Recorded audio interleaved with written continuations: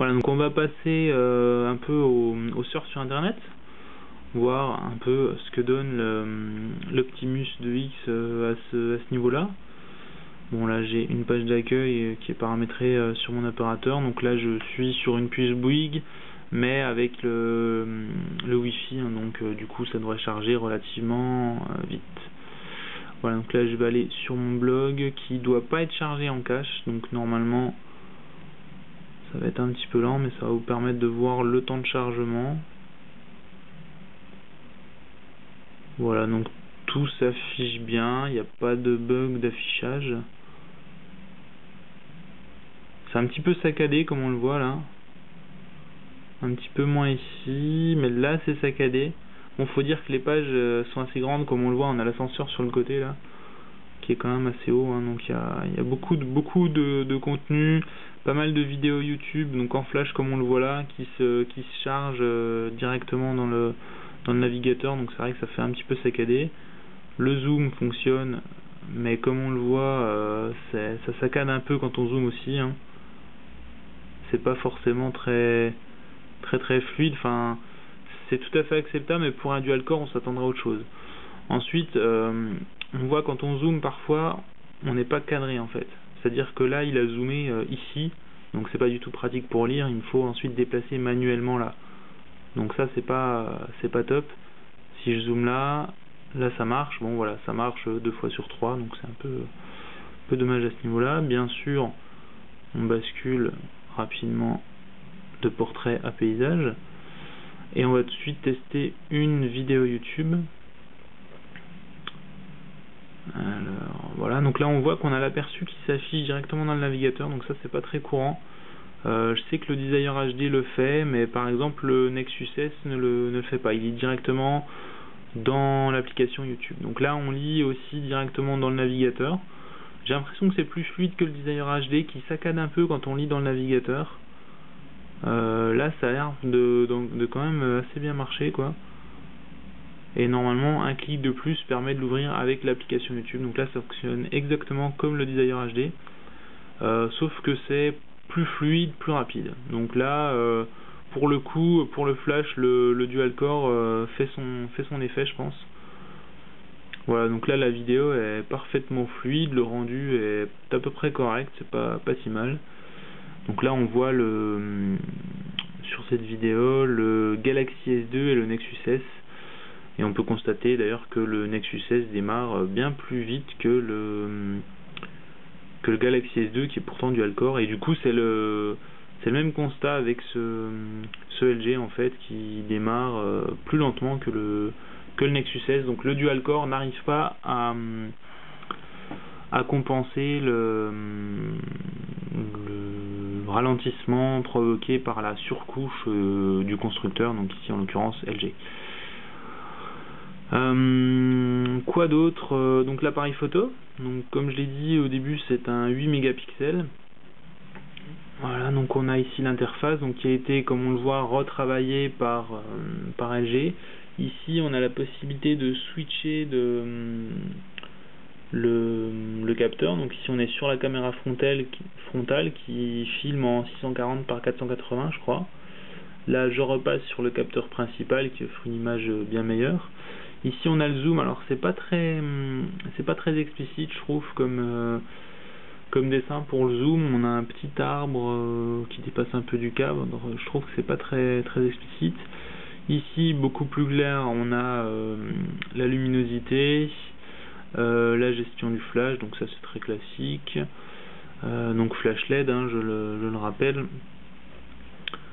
Ici on a un certain nombre d'autres réglages, donc en particulier la résolution, comme on le voit le maximum c'est 8 mégapixels, la mise au point, quelques modes scène, la possibilité de modifier les ISO, la balance des blancs, les couleurs, un retardateur, quelques modes de prise de vue, donc avec sourire, avec flou arrière, enfin tout un tas de choses.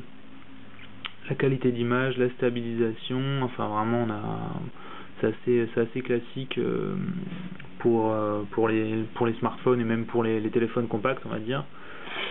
Alors j'ai oublié de le dire, mais le smartphone est livré avec une mémoire interne de 8 Go, hein. Donc là j'y pense parce que je vois qu'on peut prendre 764 photos en 8 mégapixels. Donc ça me paraît assez peu pour dire qu'on a 8 Go, mais bon, c'est comme ça. Et ensuite en mode vidéo, donc on switch ici. On a de nouveau quelques réglages avec là encore la possibilité de passer sur la caméra principale. Donc on voit qu'on filme en VGA ici. Voilà. Et donc ici au niveau des réglages, par contre sur le capteur principal, on peut passer en Full HD ou en 720p. Donc en Full HD on filme en 24 images par seconde. Et en HD Ready, donc en 720p, on filme en 30 images par seconde. Donc on va voir ce que ça donne. Donc ces vidéos seront publiées sur le blog afin de vous faire une meilleure idée de ce que ça donne, hein, de la fluidité qu'on a. Donc là, comme on le voit, ça bouge assez bien, sans trop de problèmes. Alors j'ai pas grand chose de couleurs, donc ça peut pas être évident de vous faire voir un peu les couleurs qu'on a. Donc là la fluidité est plutôt pas mal. On va voir après à la lecture ce que ça donne. Donc comme on l'a vu, au niveau de l'interface, on n'a pas possibilité de mettre pause ou d'allumer le flash en cours de route, c'est assez limité, quoi. On filme juste et tout ce qu'on peut faire après c'est arrêter. Voilà, donc comme on le voit là, c'est assez fluide au niveau de la lecture aussi. Je vais augmenter un peu le son pour tester un peu les enceintes en même temps. Voilà, donc on a les deux enceintes ici. Le son est plutôt pas mal, hein, pour dire. J'avais pas encore testé, mais le son est plutôt pas mal. Il est assez grave en fait. D'habitude ça sature dès que c'est grave et un peu fort. Là ça va, c'est plutôt pas mal. Donc on filme en 3GP comme sur la plupart des téléphones. On a bien entendu ici un raccourci vers les photos et vidéos qui ont été prises. Donc on est dans la galerie ici. Voilà, donc ça c'est très très classique. Je vais prendre, alors je vais filmer un petit coup aussi en 720p pour voir un peu la différence de qualité qu'on peut obtenir et au niveau aussi du poids du fichier. Voilà, donc là encore c'est très fluide bien entendu. Si c'est fluide en Full HD, c'est forcément fluide en 720p. Voilà, donc là j'essaierai de vous montrer un peu les couleurs qu'on a, mais bon, c'est pas vraiment évident. Voilà, et donc comme on le voit aussi, on peut pas faire de focus, donc c'est à dire que si je me rapproche, on n'a pas du tout de focus qui est fait, ni manuellement, ni automatiquement, on peut vraiment rien faire, donc ça c'est un peu dommage à ce niveau-là. C'est comme le flash qu'on peut pas allumer en cours de route en fait, on peut l'allumer au début, donc avant de filmer, il me suffit, alors si l'interface répond plus, voilà, ça a mis pas mal de temps. Je peux l'activer ou le désactiver, mais là je peux pas l'arrêter en cours de route par exemple, donc ça c'est un peu dommage. Je peux vraiment rien faire à part stop, je peux même pas mettre pause, faire le focus, enfin bon c'est un peu limite à ce niveau là, parce que bon du coup LG refait une surcouche pour toute la partie photo, vidéo et tout, et ils oublient de mettre mettre ce genre d'options qui sont quand même bien pratiques. Pouvoir faire le focus en cours de vidéo, pouvoir allumer le flash, c'est quand même des fonctions qui manqueront pas forcément de base, mais une fois qu'on les aura utilisées, c'est vraiment le genre de choses qui manquera quand on passe sur un smartphone qui l'a plus après, quoi. Voilà, donc au niveau des photos, voilà, je vais me mettre en automatique, et comme on le voit là aussi on peut pas faire le focus en fait. On a la croix, enfin on a le focus qui est au milieu, on peut pas faire le focus. Par contre on avait un réglage au niveau de la mise au point, auto, macro, recherche de visage manuel. Donc là je peux sélectionner manuel et du coup faire ma mise au point manuelle ici ou ailleurs.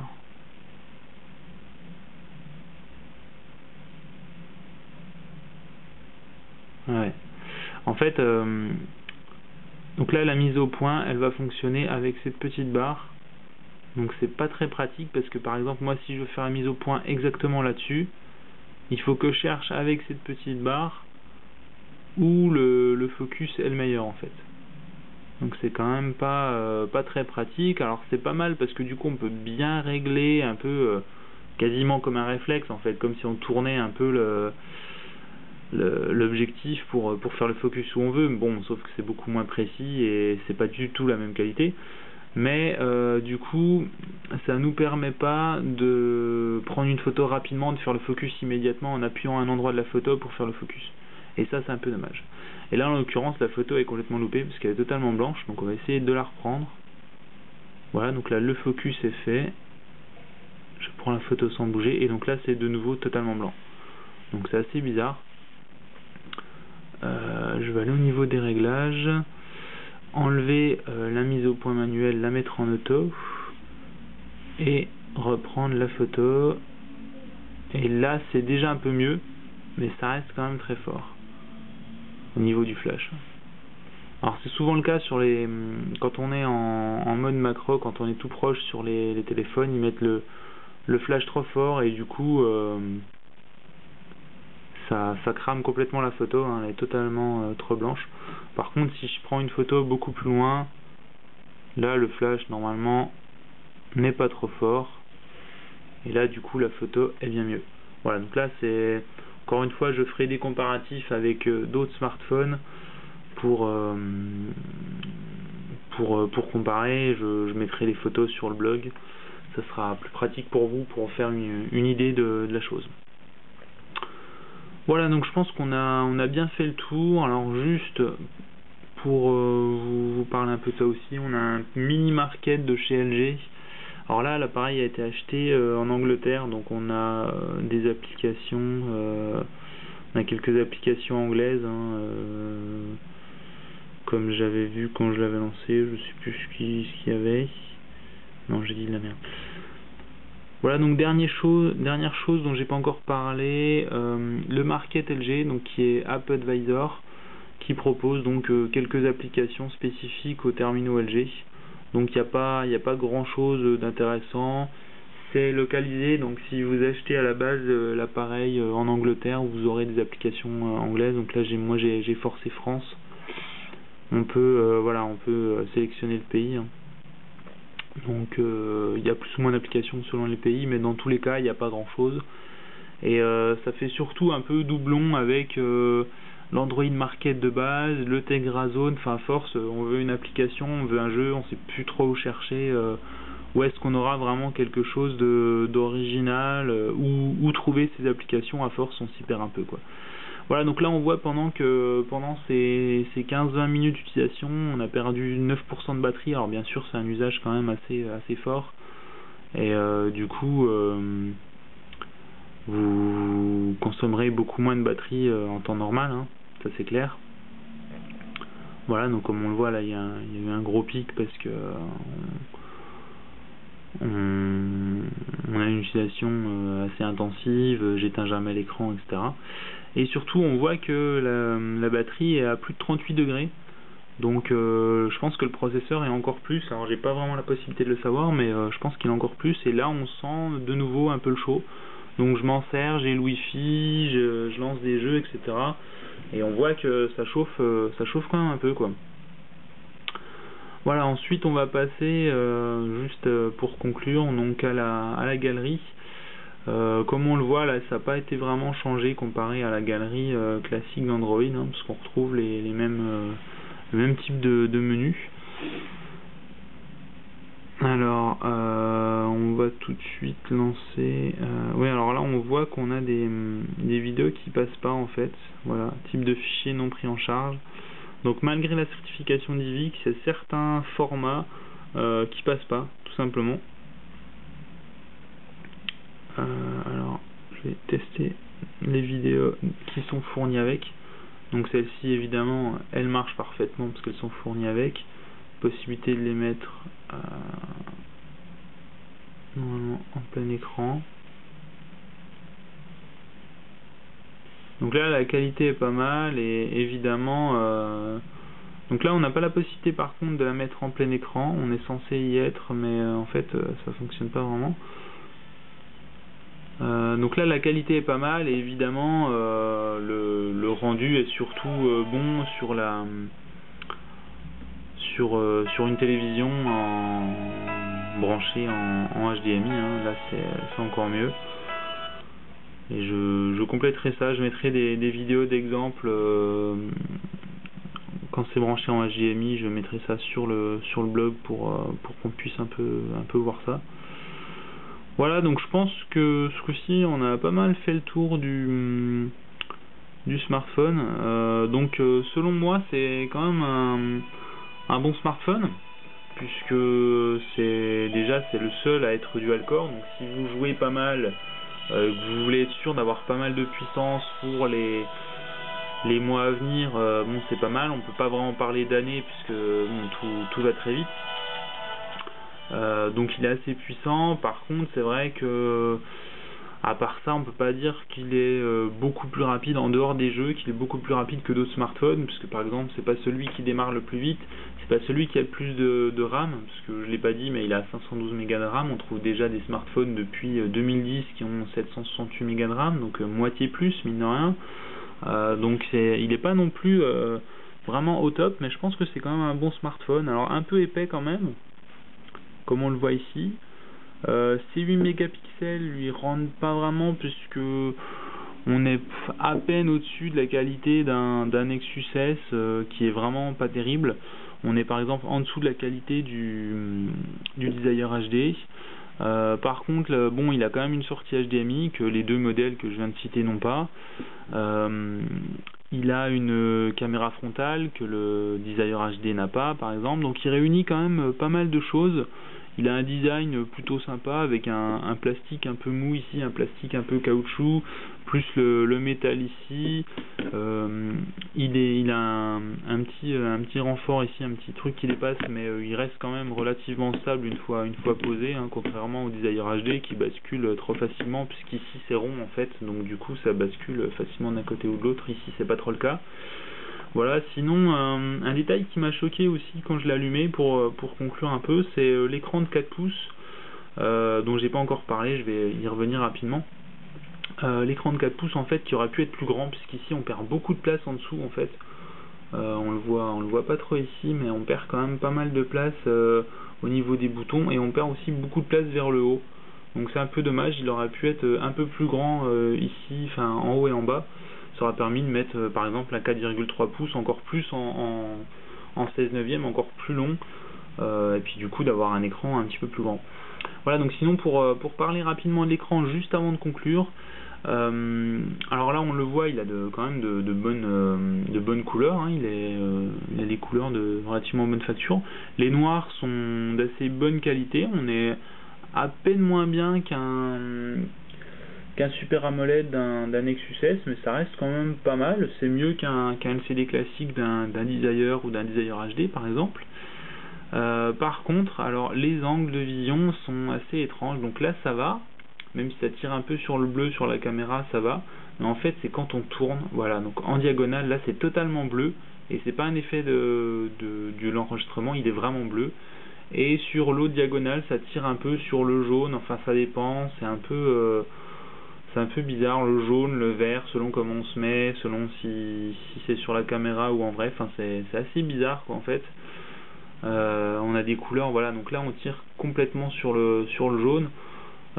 C'est un phénomène qu'on retrouve pas vraiment quoi sur d'autres smartphones, donc c'est un peu dommage à ce niveau là. Voilà, et sinon un dernier mot sur l'autonomie, donc elle a l'air pas mal pour un dual core.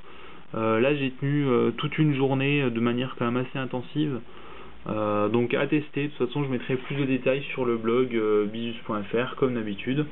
Donc voilà, donc merci de m'avoir suivi dans cette vidéo, et à bientôt pour de nouveaux tests et plus de détails sur le blog bientôt. Voilà, au revoir.